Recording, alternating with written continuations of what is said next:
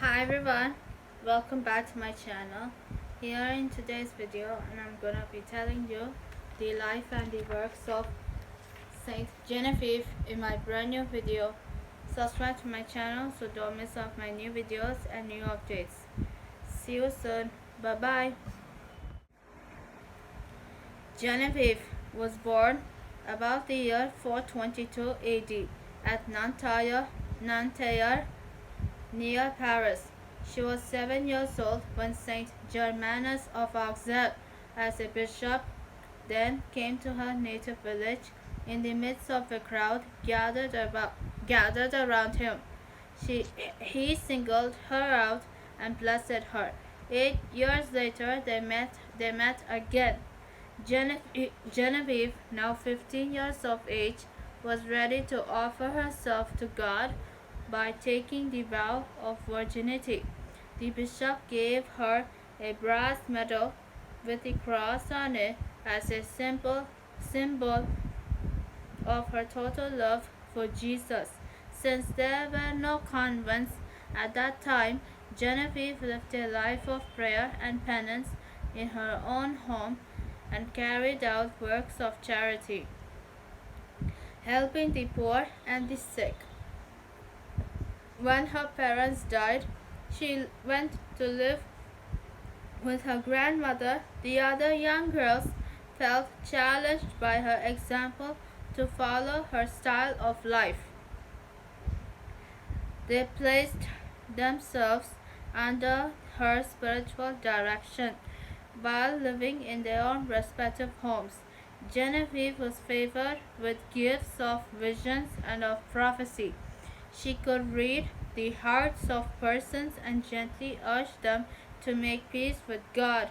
At one time she was cruelly persecuted. Her enemies, envious of her powers, ridiculed her, called her a hypocrite, and even tried to drown her. When Bishop Germanus sent her blessed bread as a mark of esteem, they accepted her as a messenger of God, as much as she was a woman of faith. Genevieve was a woman of courage. In 451 AD, when Attila the Hun had a plan of marching against their country, Genevieve assured them that they would be safe. She persuaded them to pray and fast. Genevieve with many other young women spent many days in prayer. Everyone was surprised when Attila changed route and did not attack the country. When Childeric I besieged the city in 464 AD and conquered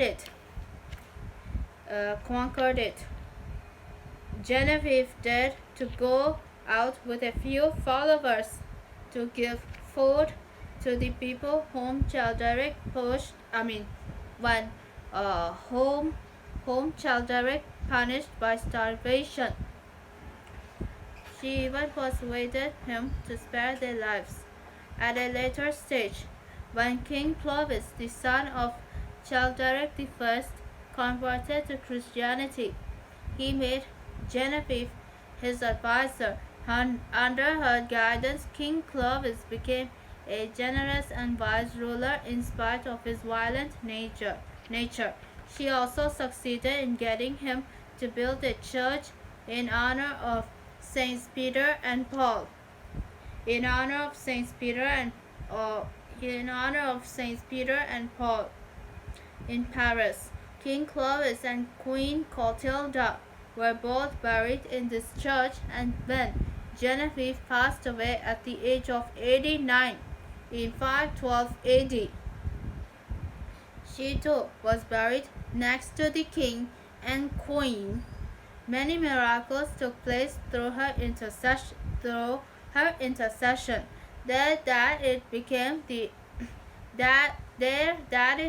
a pilgrimage center and came to be called Saint Genevieve Saint Genevieve Church for centuries after her death.